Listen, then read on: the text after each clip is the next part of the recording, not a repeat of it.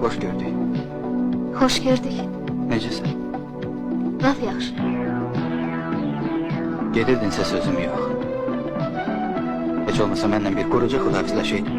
Ya bir qırıq kağız qoyuydu. Sağlıqla qal, bağışla, mən özgəsini istəyirəm. Nə böyüşdü ki? Nə sənin dalınca ağlayandım, nə də tutub səni zorla saxlayan. Bilirəm, Çox yaxşı.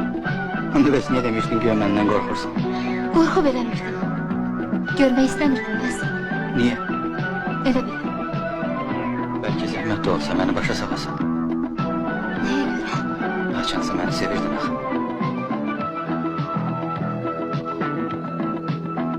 Öyle şey olmayıb.